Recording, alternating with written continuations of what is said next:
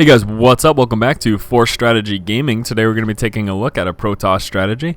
Now in this particular replay, our Protoss player here is Czech, and our Zerg opponent is Maro. Let's go right into Czech vision here. So this is a Protoss versus Zerg strategy. Basically what we're going to be looking at is opening up with a 3-gate and expansion. And then using, as far as units, our unit composition is going to be Stalker and Sentry. Now, some may worry that Stalkers aren't very good against Speedlings, and this is true. Basically, the threat there is getting surrounded by the Speedlings. But the idea is that we're going to use the Stalker coupled with the Sentry, the ability of the Force Field, and prevent any Zerglings from getting a surround on our Stalkers. And then also, on the other hand, if they happen to open up with Roaches, you're in a very good position because Stalkers do very well against Roaches. So that's the idea. That's why we're opening up with Stalker and Sentry. And we're just going to be taking a look at the build order. Also in this game, we're going to be looking at some transitions. We're going to go into the fairly late game. This game is 20 minutes as far as replay length is concerned. And we're going to just look at the transitions, what you get based off of your opponent. Also the idea of dropping additional buildings when you expand. And we're going to look at the power of the Force Field. The Force Field, in my personal opinion, is one of the strongest abilities in the game. Just because it can be so game-changing. Splitting your opponent's forces in half, preventing them from escaping, preventing them from pushing forward. It's so versatile, and it's such a useful tool that I think it's one of the strongest abilities in the game. So we'll take a look at effective use of Force Field. Now, starting off with the build order, we're looking at a fairly basic opening here. Starting off with a 9 Pylon, following that up with a 12 Gateway, and then a 14 Assimilator. Now, as soon as this gateway is up, we're going to also be putting on a Cybernetics Core right up front here. And as you can see, we are leaving this little choke. And this is essentially what you want to do against Zerg opponents. I'm going to be keeping our probe here for scouting. We want to see if he expands. We're going to actually stay here for a little bit of time. Then we're going to move our probe away and come in for secondary scouting. Secondary scouting is just as important as your initial scouting. And then also continued scouting throughout the game. That is obviously very important as well. Let me talk about this block off for a minute here. We're seeing that Cybernetics Core go down right next to this gateway. There are players that actually don't like to put the Cybernetics Core up front because they worry about losing it. Obviously, if you lose your Cybernetics Core as a Protoss player, you're in a lot of trouble. So some players will go with a double gateway. Now, that's not to say that they open with a 2-gate, because opening with a 2-gate is a pretty, that's a pretty big decision that basically forces you to play aggressive early. Otherwise, you're just going to be really far behind. But sometimes players will put Cybernetics Core in the back and then put the second gateway up front. Now, realize the danger in that is that you're not going to have that block off early enough if he does push out early with Zerglings. So here's the idea. We're forming this wall using the Zealot to complete the wall. This is going to allow us to move him out when we want to move our units out, but it'll stop any Zerglings from running into our base. Also going to be chrono boosting out this first Stalker. We're going to want this to basically shoot any units that are going to be attacking the Zealot if he comes in with like 6 or so. And then also the problem is that if he comes in with Zerglings, he may start attacking the Cybernetics Core and then just leave the Zealot alone. Well, if we try to move the Zealot out to engage the Zerglings can then run into our base. So we want to get the Stalker out to be able to attack any units that are over here without having to move our Zealot. So here we go, we're seeing the rest of the build coming into fruition here. These 2 additional gateways are coming down at 26 supply. Both of them came down at 26 supply. Also, just so you know, as far as timing is concerned, this warp gate research started at 22 supply. Soldier's running off of one Assimilator right now. The second Assimilator is coming up, however, and that came down at 28 supply. Shortly, we're going to be seeing this Nexus drop, but this is exactly what I was mentioning. We're going to start off basically with just a Stalker and Sentry army. Now you can see there that secondary scouting just took place. We just moved in. We saw this expansion go down. So now we really feel safe. We're going to go ahead and put that expansion down as well. Something else I want to know as far as the order of your early game units out of your first gateway. Basically, what you want to look to do is you start off with that Zealot to block off the ramp. Then you get that Stalker, as we talked about, to shoot any other forces that may come in that may try to lure the Zealot out. And then the next unit that you want to get out of this first gateway is the Sentry, and this should all be happening before that Warp Gate research comes through. What's the purpose? Why are we getting the Sentry early? Well, the early Sentry is very important, actually. It's going to save you against any Baneling bust or just early even Roach aggression. You want that Sentry as the 3rd unit. Again, we need that Zealot first. We need the Stalker second for any Zergling aggression, and then we need the Sentry.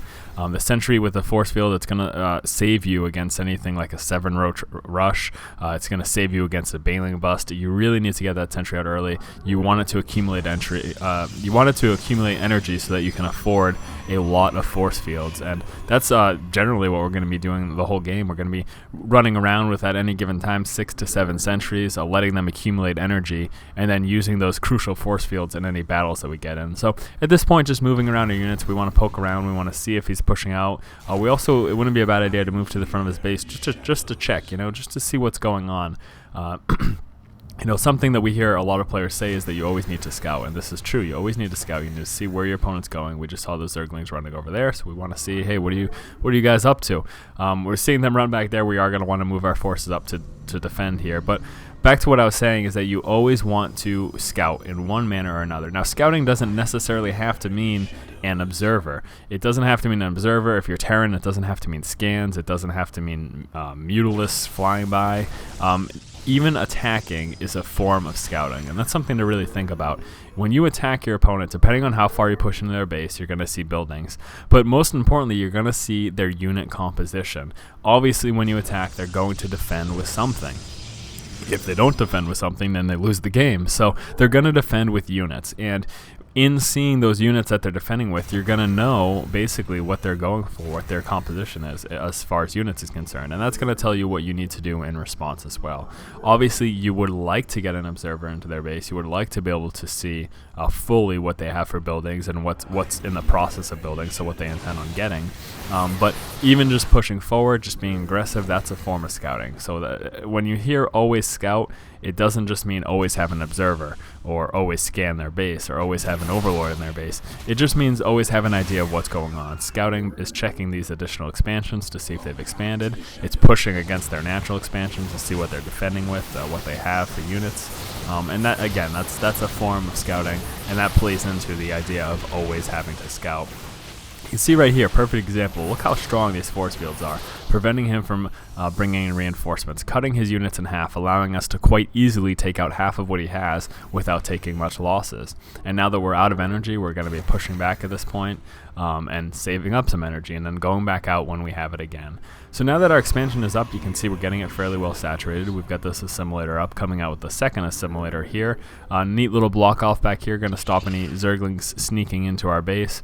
But now that we have this expansion up, we're going to be coming out with additional buildings. Realize, you know, you can afford so much off of one base, but when you expand, you can afford some more. So we're going to be coming out with this robotics facility on Stargate.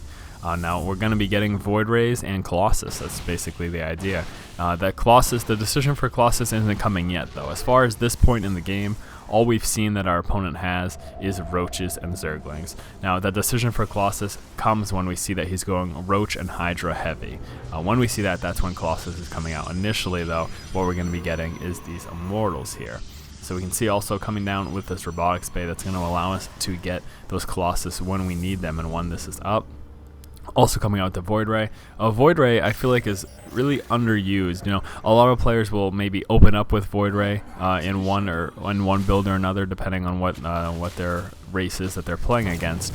But then after that early game, maybe Void Ray push or kind of a Void Ray sneak attack, they tend to not go for them anymore. Mixing Void Rays into your army can be very effective.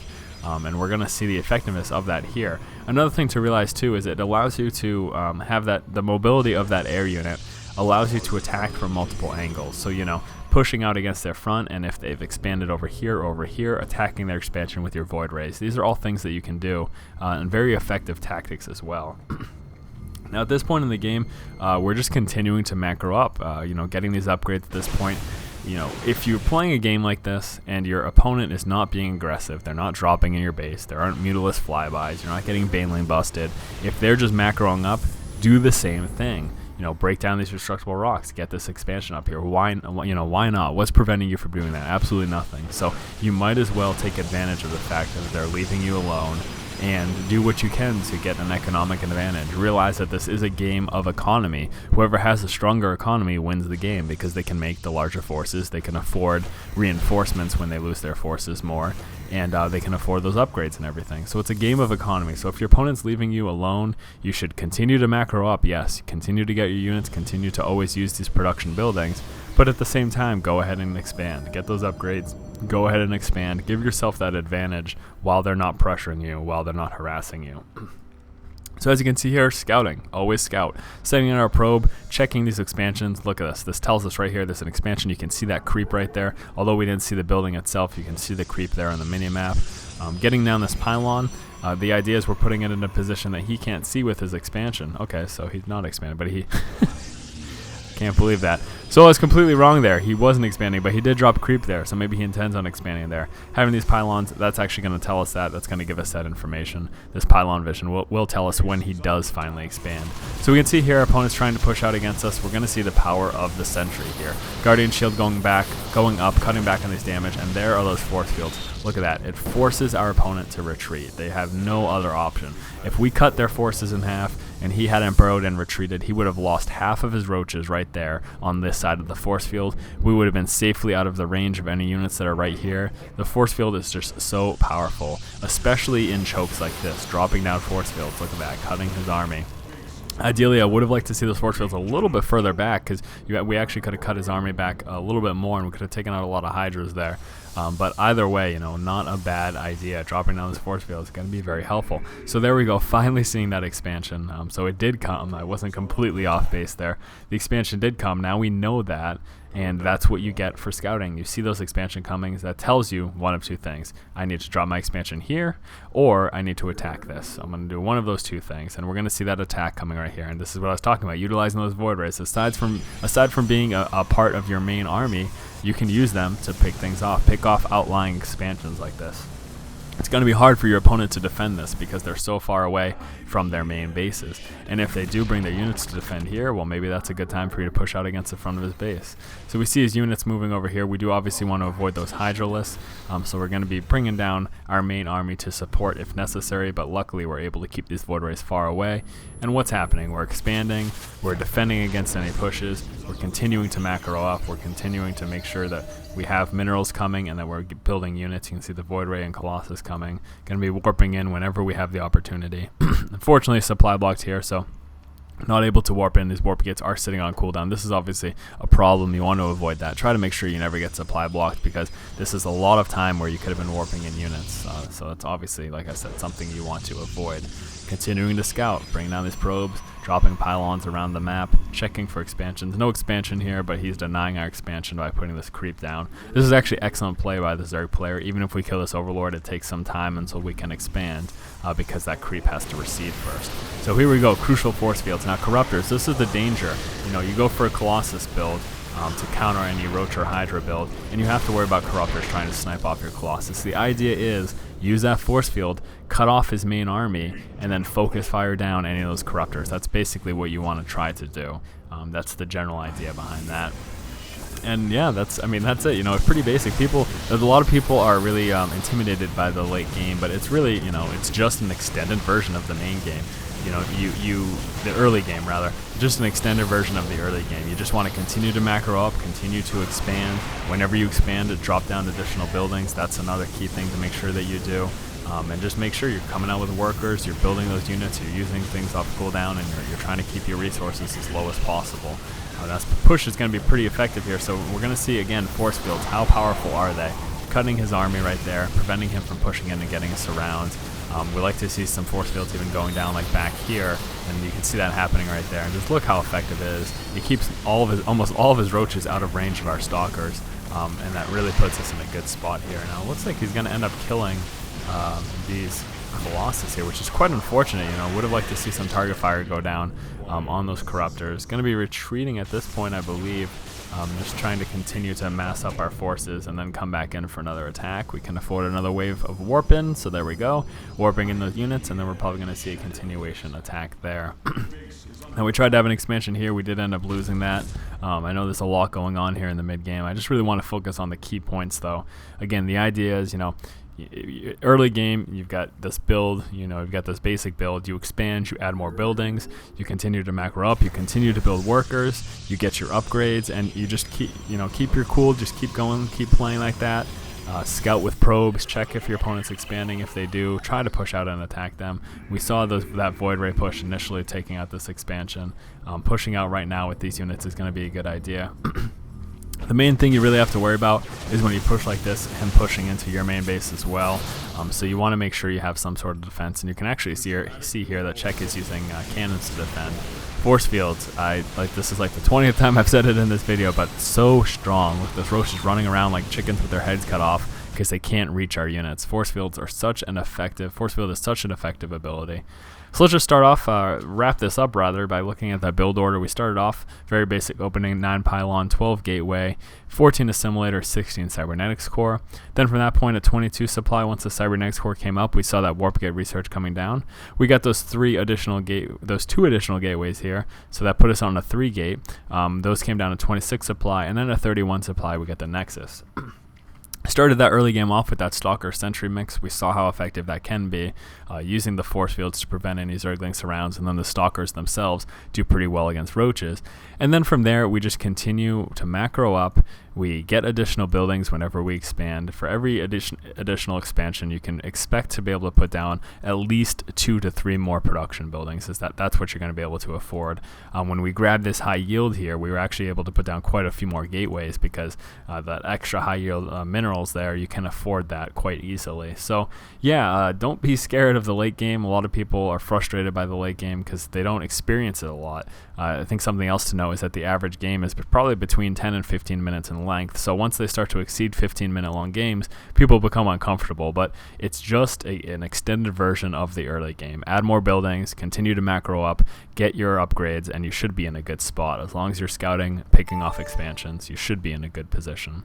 So once again, guys, this has been Force from Force Strategy Gaming. If you guys like our videos and you like what we're doing here, please do go ahead and subscribe to our channel. Keep watching and keep owning, guys. Now, especially having the unit advantage and the Colossus having that higher tech advantage, it's even further a greater decision to push out, and that's something else you should think about. If you have a tech advantage and your armies are about the same size, it's going to be a good idea to push out and try to do some damage.